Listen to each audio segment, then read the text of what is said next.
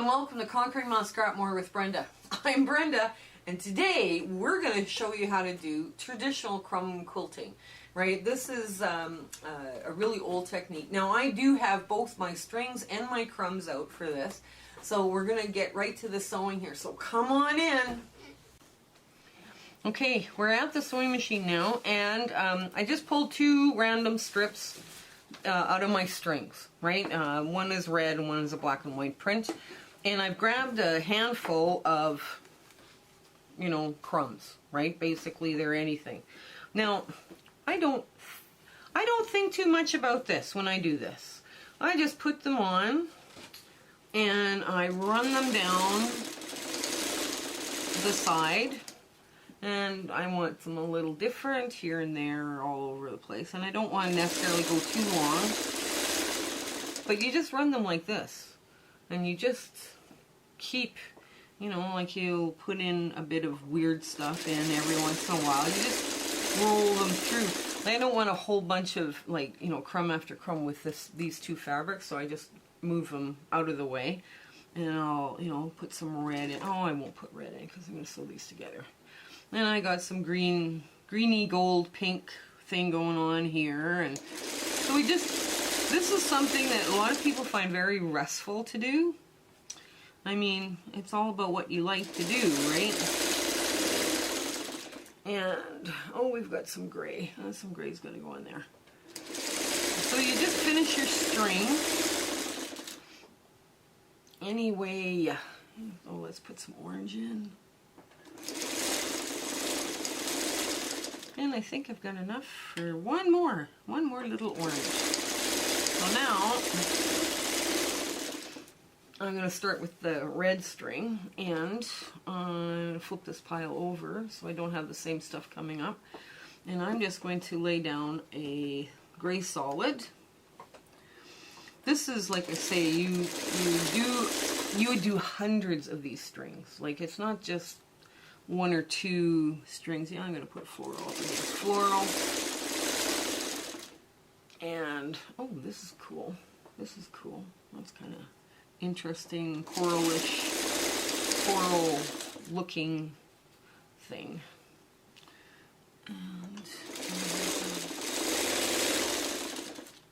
And that's, we've got some of that. Let's do this. We're coming up to the end real quick. Let's put a possum. Just to have a little fun. What is this? That's a little... I've dropped. It dropped. This is a really low waist thing to do with your crumbs, by the way. They always look really great. And is that big enough? Oh, no, this is big enough. There we go. That's going to be just a little bit short, but it'll work. So now I have two strings, right, done. Like you would sit there and sew rafts and rafts of these. Like you wouldn't, if you're going to do a big project of crumb piecing, that's what you would do. Now what you're going to do is you're going to just simply take them, and from the top, or whichever way you feel comfortable, you're just going to open them like this. Now, for demonstration purposes, I'm just going to finger press these. If you were doing an actual quilt, an entire quilt like this, take the time to actually take them to the sewing machine, press them, make them look good, right? Because your finished product then is going to look a lot better than, just having them all random like this. I'm just going to get this out of here. I do a lot of finger pressing sometimes just for speed, right? It's not necessarily the best thing, but it finishes the block, and I do give it a good press after the fact. But if you're going to do an entire quilt like this, I would take the time and make your pressing, use your clapper, get them done, and I'm just, get it done nice. So here we are. So what I'm going to do with this now is I'm going to open them up, and I finger press open these seams. Right? Now, I'm just going to finger press both of them the opposite direction, and I'm going to sew them together like that. I'm just going to switch where the red is on these. So one side has got this possum and red, and this one's got a botanical and another red floral. So I'm just going to switch them over like that because they're about the same length. And I've opened up my seams, so hopefully they'll stay open. That way the crumb block will lay flatter. Now, if you were doing a major quilt, right, you would not put this red up against another red, right? Like you would have them, you'd have, you know, hundreds of things to choose from, and you're basically now just lining them up, right? So here, let's get that lined up. And yeah. Just put a nice neat 1/4 inch seam in there, and we're good to go. I'm going to take this. Once you get like 4 of them, then you can kind of play around with them as to what you're going to do with them. Let's see. There we go. Hi.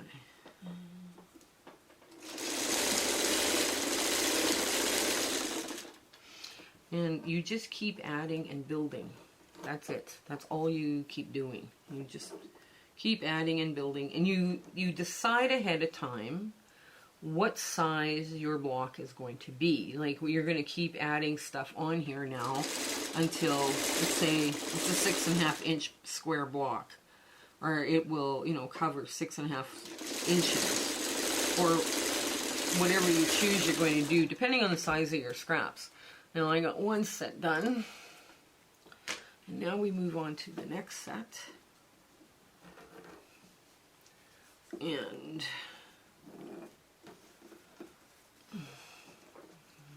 you just kind of sew them together, and you keep sewing them together, and then you pull out something else.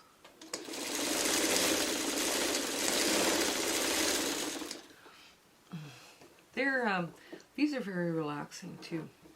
And you can more meditative almost. You can get into a kind of a meditative thing going on. Instead of it being stressful, you have to sit down and have fun with something.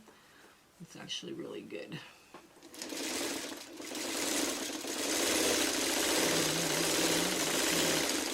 And, okay.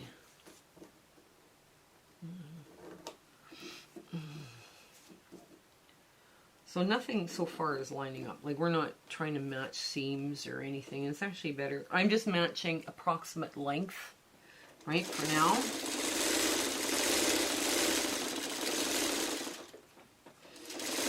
It looks like this is all ends from 2-inch cutoffs or whatever that I was working with.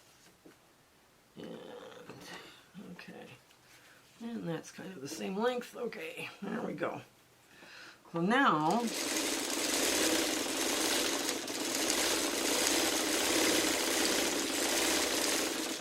I got the second set all done. And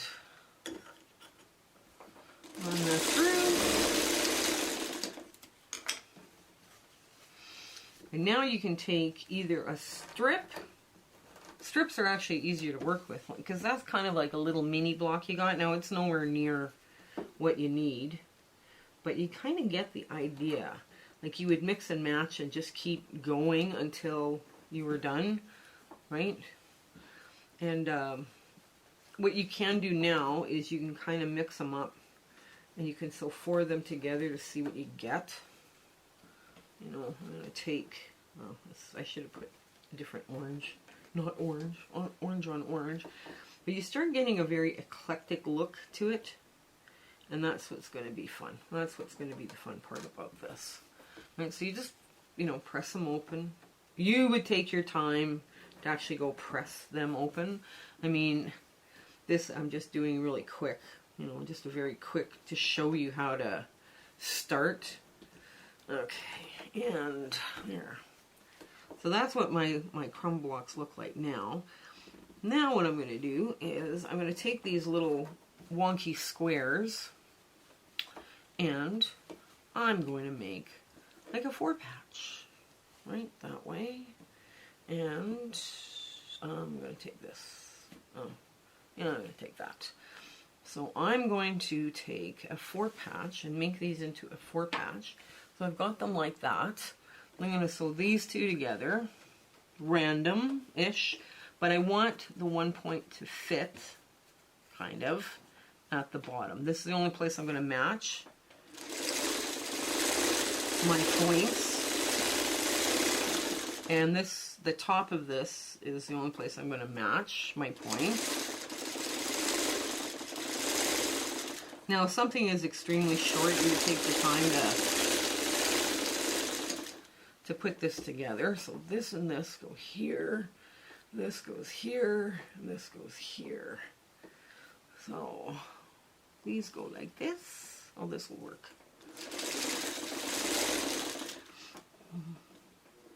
You never know what this stuff sometimes.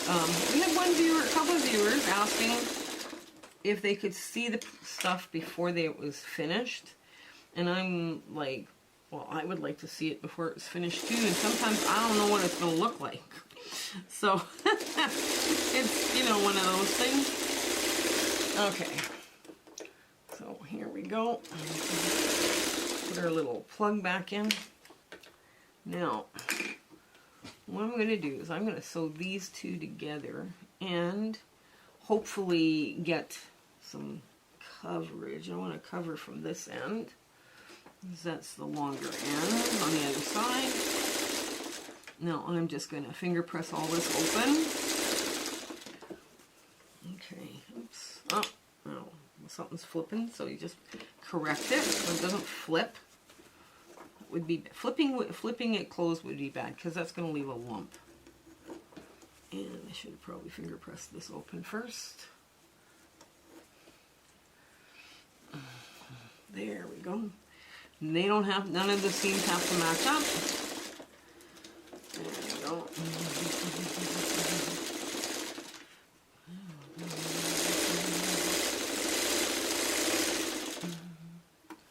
And this one, okay, I'm going to open this up with my fingers. Now you can see this here is a little bit bigger than a 1/4 inch. Don't worry about it. Just keep moving forward.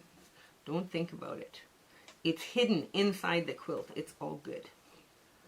And we're going to sew these two together just like this.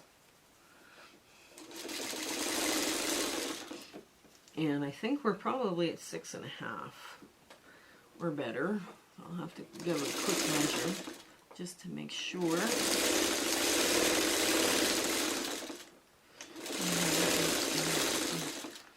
There we go.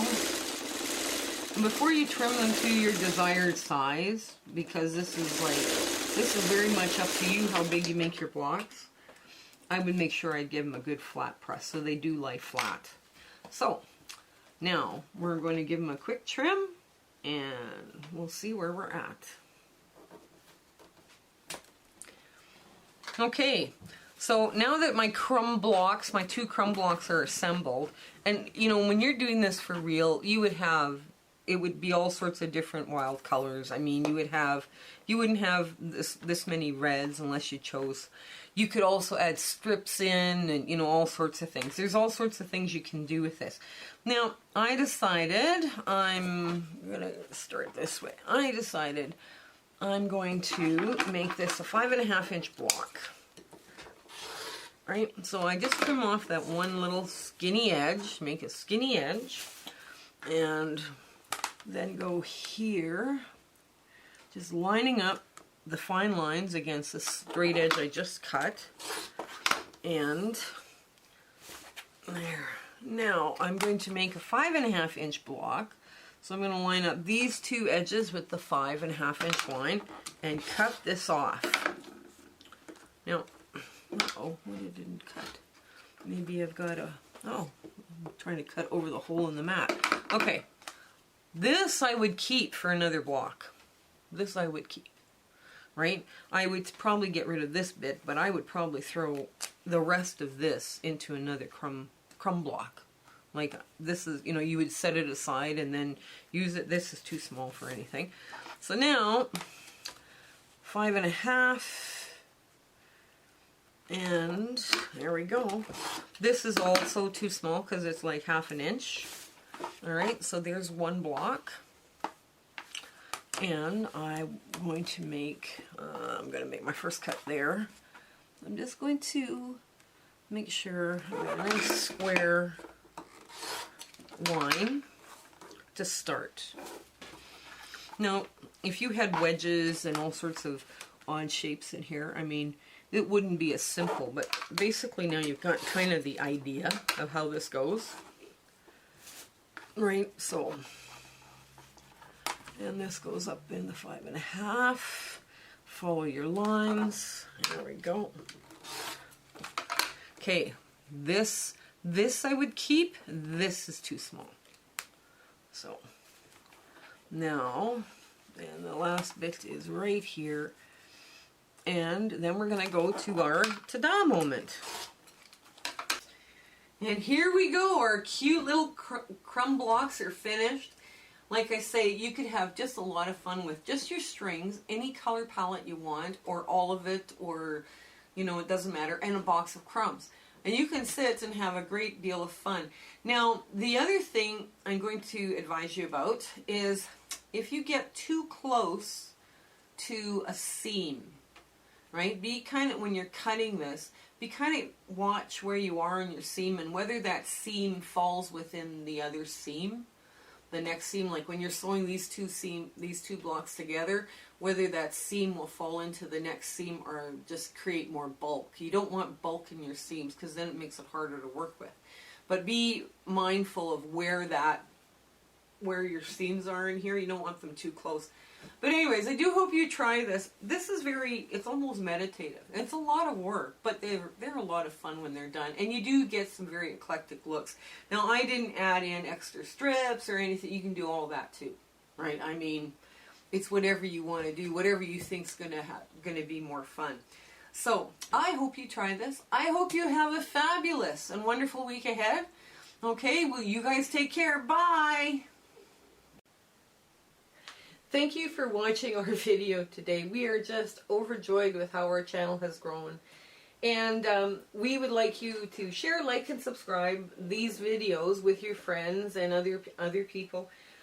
This is one of the quilts that we are considering at this time to do a sew-along for. It is a crazy original scrappy design that was made with too much coffee and too many granola bars, and it's a lot of fun to do, and it is a really good scrap buster. So share, like, subscribe, tell your friends about us. Our plan for 2022 is 2 different sew-alongs for sure, and 2 different case studies, and we're going to try and do a thing on grouping on strings and crumbs, and then another one on curves. So we've got rather an ambitious 2022 planned for you here. So, like I say, I hope you come back. Have a great week ahead, and we'll talk to you later. Bye!